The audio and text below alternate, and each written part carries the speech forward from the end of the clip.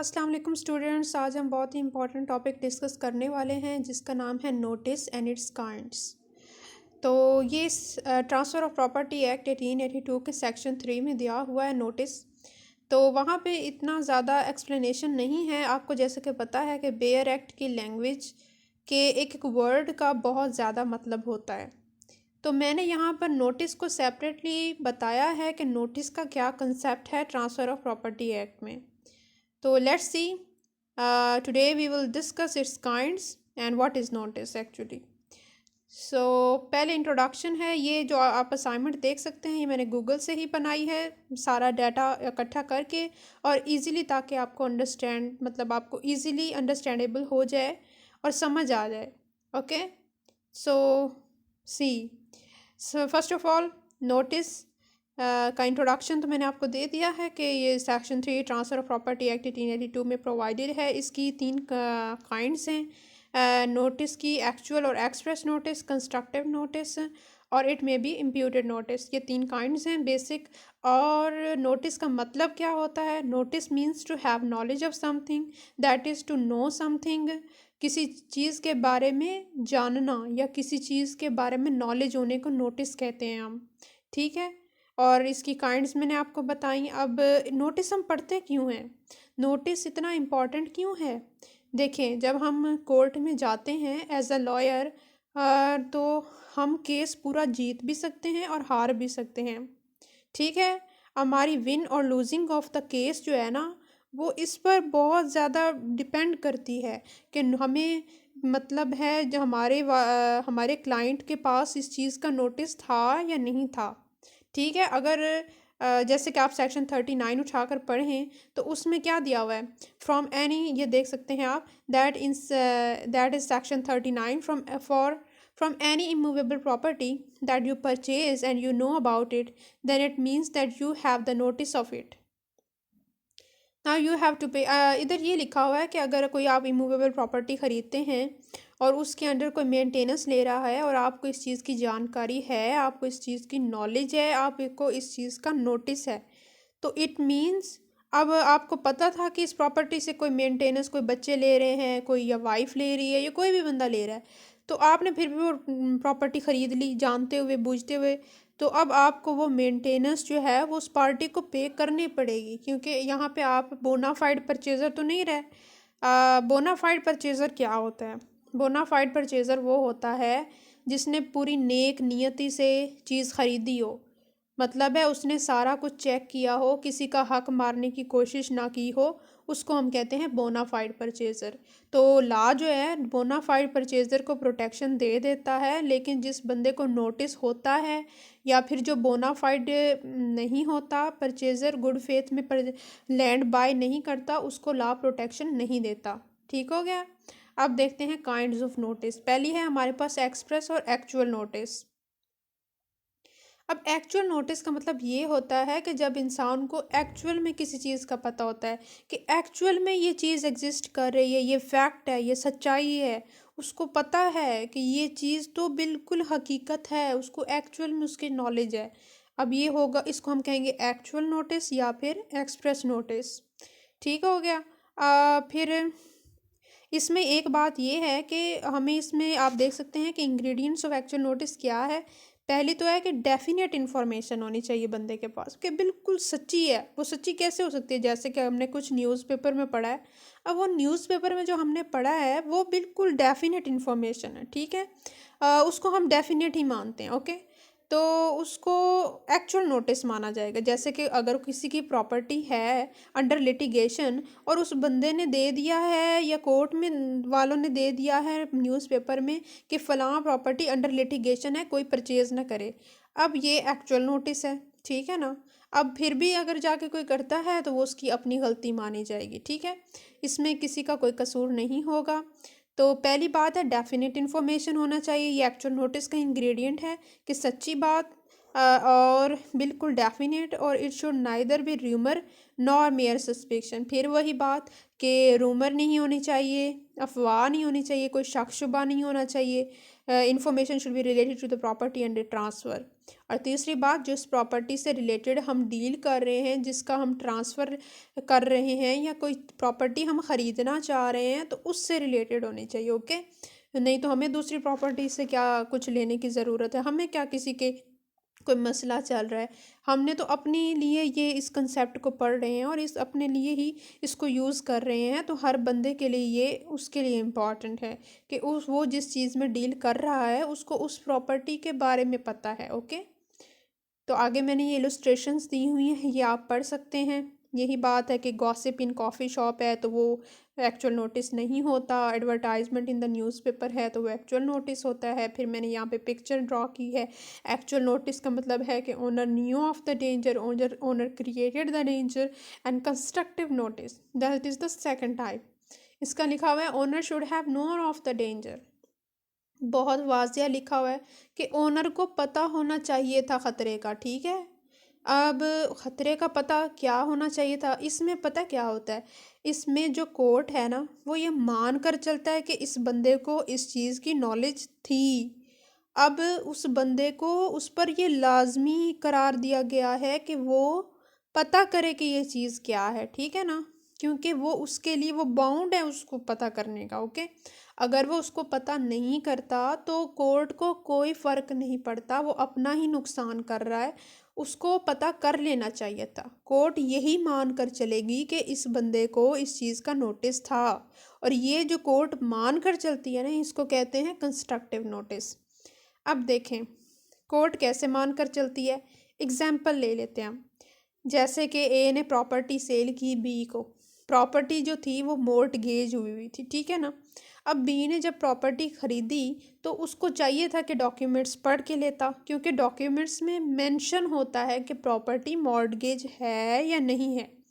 अब वो कहता है जी मुझे तो ए पर भरोसा है, ठीक है, या फिर कोई भी वजह से वो पढ़ता नहीं है, कहता है बस ठीक है ओके, वो ले लेता है। बाद में जाके क्या पता चलता है कि प्रॉपर्टी तो मॉर्टगेज थी, किसी बैंक से कोई लोन लिया हुआ था बहुत ज़्यादा। ठीक है, अब कोर्ट क्या कहेगी, कोर्ट ये कहेगी भी नहीं, कोर्ट तो ये कहेगी, बल्कि कोर्ट ये मान कर चलेगी कि उसको पता था। ठीक है, उसने ख़रीदी, उसने इतनी भारी भरकम पेमेंट दी प्रॉपर्टी की, तो कोई एक रीज़नेबल मैन जो होता है जब वो इतनी पेमेंट करता है वो तो डॉक्यूमेंट्स को पढ़ पढ़ के लेता है ना। ठीक है ना, ये तो एक रीज़नेबल मैन जो भी होगा उसके लिए ये बात कंसिडर की जाएगी, मानी जाएगी कि उसने जो है ना सारे डॉक्यूमेंट्स को पढ़ के प्रॉपर्टी परचेज़ की है। ओके, तो इसमें कोर्ट मान कर चलती है। उम्मीद है आपको समझ आ गई होगी। बाकी इसमें हम देख रहे हैं कि इसमें कंडीशंस कैसी कैसी हो सकती हैं। पहली कंडीशन आप दे सकते हैं विलफुल एब्सटेंशन फ्रॉम इंक्वायरी और सर्च। अब ये कैसे होती है कि जानबूझकर बचने की कोशिश करी जाना। क्यों रखा है कोर्ट ने कंस्ट्रक्टिव नोटिस, क्योंकि ऐसी सिचुएशंस अराइज होती हैं जहाँ पर जो एक बंदा है वो बचने की, किसी ड्यूटी से बचने की कोशिश कर रहा होता है, या किसी भी बात से वो बचने की कोशिश कर रहा होता है। ठीक है ना, तो इस केस में कोर्ट ने सीधा सीधा कह दिया जी हम तो मान कर चलेंगे आपको पता था। अब वो बच नहीं सकता, अब वो उसको चाहिए कि वो पता कर ले। अब ये एग्जांपल ले लें इसकी, आपको ज़्यादा अच्छी समझ आ जाएगी। जैसे किसी ने कोई जगह जो है वो अपनी रेंट पर दी हुई है। अब वो मालिक मकान जो है या जो भी लैंड ओनर है वो उसको नोटिस भेजता है। नोटिस में कोई भी बात लिखी हो सकती है, जैसे कि अगले महीने हम तुमसे खाली करवा लेंगे, ठीक है ना ये घर, या फिर तुम्हारा रेंट इंक्रीज़ कर देंगे, या फिर तुम इलेक्ट्रिसिटी का बिल आ रहा है ज़्यादा, या कुछ भी कोई भी बात लिखी हो सकती है। ठीक है ना, तो जो भी बात लिखी हुई है उस लेटर में वो पढ़ता नहीं है। ठीक है ना, या वो उससे उसको बच जाता है, वहाँ पे होता नहीं है। ठीक है, उसके घर वाले ले लेते, वो कहता है जी मैंने तो पढ़ा ही नहीं था, बाद में कहता है, वो ये माना जाता है कि वो बचने की कोशिश कर रहा है। ठीक है, तो इसमें विलफुल एब्सटेंशन फ्रॉम इंक्वायरी और सर्च आ गया। अब वो जाएगा कोर्ट में, वो ये नहीं कह सकता कि जी मुझे नहीं पता था, ये हम लैंड ओनर ने हमें कहा है कि घर खाली करवाने का, मुझे तो इस बात की नॉलेज ही नहीं थी। और भाई उसने तो आपको नोटिस भिजवा दिया, लेटर के थ्रू भिजवाया, किसी को कह के भिजवाया, उसने बता दिया आपको। आप चाहे उस बात को सुने ना सुने, अब ये आप पर है, ठीक है ना।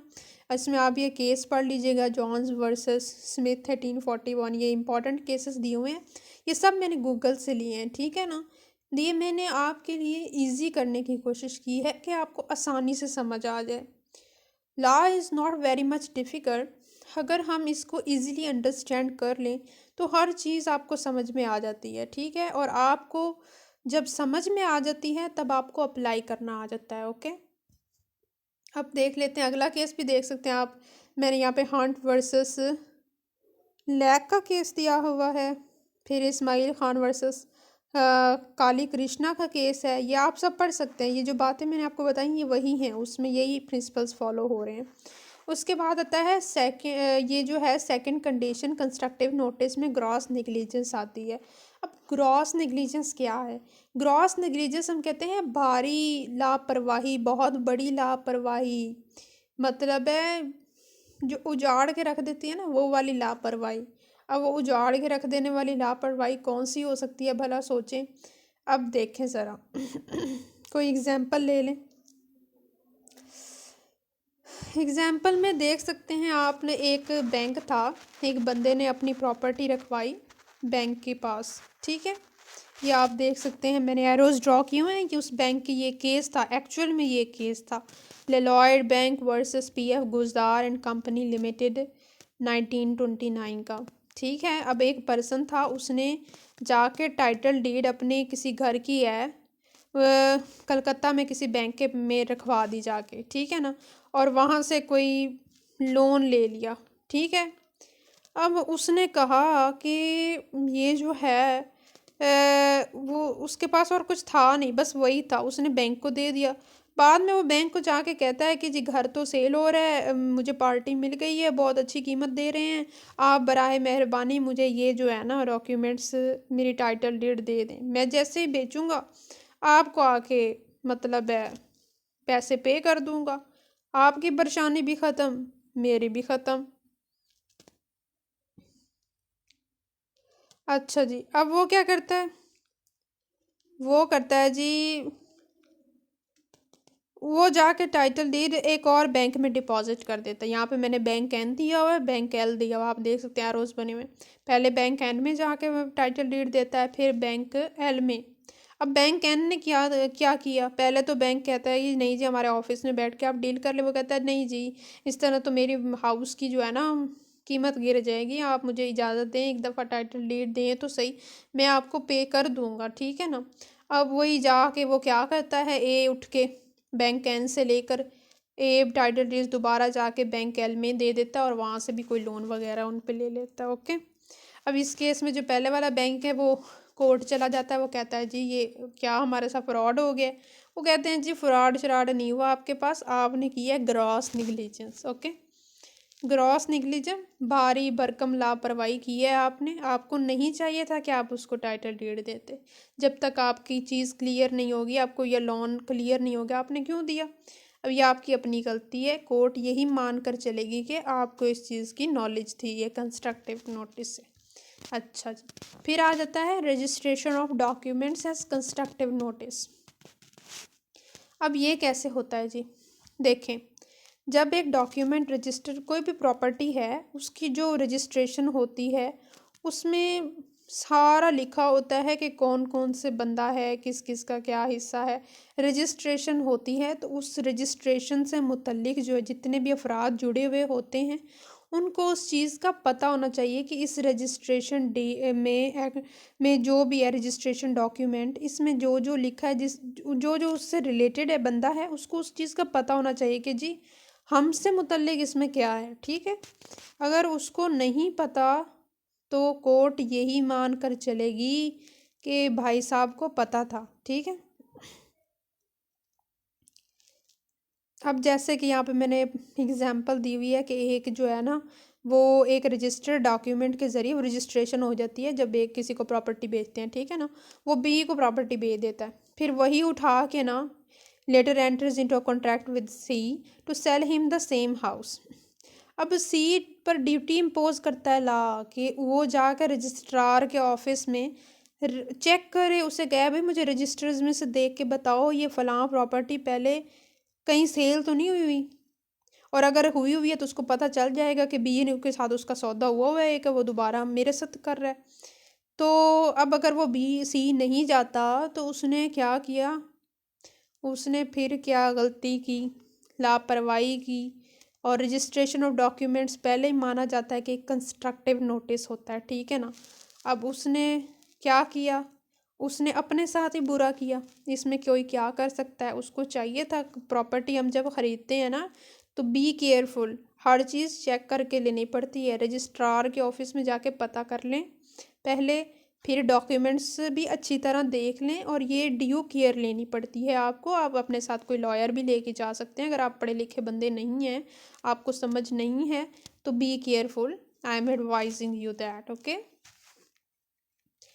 फिर जो है सी ने क्या की, लापरवाही की, उसने पता नहीं किया।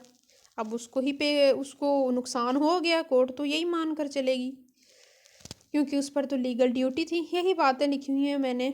और आगे आप देख सकते हैं actual possession as a notice, ये भी एक कंडीशन है कंस्ट्रक्टिव नोटिस की, कि किसी के पास कोई जगह है, उसने किसी को किराए पर दी हुई है बिलफर्ज, या कोई उसमें रह रहा है किसी भी वजह से। तो अब जो पार्टी तीसरी पार्टी आती है ना, ए जैसे बी को दी हुई थी, चल लेट्स सपोज लीज पे दी हुई थी, वो प्रॉपर्टी उठा के वो किसी को सेल करता है। अब लीज उसने क्या किया, 10 साल पर दी हुई थी, 5 साल गुजरे हैं, वो सी को सेल करने चला जाता है, ठीक है। अब सी को पहले ये जान लेना चाहिए कि ये बंदा बीच में रह किस रहा है, इसका क्या मतलब है, क्या टाइटल है, क्या मतलब ये किस हैसियत से उसमें रह रहा है, ठीक है ना। अब ख़रीदने वाले को पता कर लेना चाहिए क्योंकि एक्चुअल पोजेशन उस बंदे के पास है, मे बी वो आधी अमाउंट पे कर चुका हो ख़रीदने की, या कोई इसी तरह से लीज़ वाला चक्कर हो, तो ख़रीदने वाले पर ये ड्यूटी इम्पोज होती है कि वो चेक कर ले। अगर वो नहीं करेगा तो अपने लिए नुकसान कम बनाएगा, ये खड़ा करेगा, ओके। केसेस दिए हुए हैं वो पढ़ लीजिएगा, ठीक है। फिर इम्प्यूटेड नोटिस टू प्रिंसिपल और नोटिस टू एजेंट। प्रिंसिपल तो होता है जी जिसकी कोई लैंड है या कोई बिजनेस है, और एजेंट आपको पता है जो रखे होते हैं लैंड ओनर्स ने या बिजनेसमैन ने अपने एजेंट्स रखे होते हैं जो डिफरेंट बिजनेसेस में डील करते हैं, ठीक हो गया।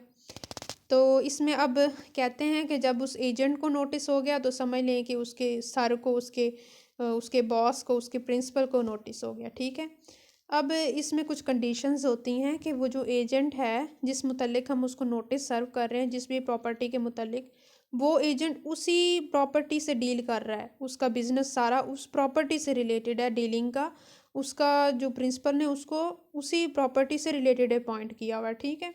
अगर वो उस प्रॉपर्टी से रिलेटेड नहीं है जिसका उसे नोटिस सर्व किया जा रहा है, तो फिर principal will not be responsible for that, okay. अगर प्रिंसिपल ने वो एजेंट जो है अपनी सारी प्रॉपर्टीज़ के लिए रखा हुआ है फ़र्ज़ कर लें, तो फिर अगर उसको नोटिस सर्व किया जाता है तो ये मान लिया जाएगा कि प्रिंसिपल को नोटिस सर्व हो गया है, ठीक हो गया। तो यही बात लिखी हुई है, इम्प्यूटेड नोटिस टू प्रिंसिपल और नोटिस टू एजेंट एक ही चीज़ है कि नोटिस, इम्प्यूटेड नोटिस मतलब एजेंट को दे दिया, एजेंट को दे दिया तो समझ लिया जाएगा कि प्रिंसिपल को दे दिया, ओके। या आपने to apply this doctrine following condition should be satisfied, ये पढ़ लेनी है, ये मैंने आपको भी बताई हुई हैं। और हाँ, अगर वो एजेंट जो है ना, वो पार्टी जो है जो नोटिस सर्व कर रही है उसके साथ मिल जाता है, कहता है कि हम आए प्रिंसिपल से फ्रॉड करते हैं, तो ये जो है ना इस चीज़ में प्रिंसिपल बच जाएगा, ठीक है ना। अब तो प्रिंसिपल के साथ फ्रॉड हो रहा है तो अब प्रिंसिपल बच जाएगा। फिर कंक्लूजन दे दिया, ऊपर वाली सारी बातें मैंने समेट कर नीचे रख दी हैं, आप ये असाइनमेंट देख लें, ये बहुत अच्छी बनी हुई है। अगर आपको कॉलेज यूनिवर्सिटी में असाइनमेंट मिलती है नोटिस पर तो it's the best assignment and you will get good marks, okay.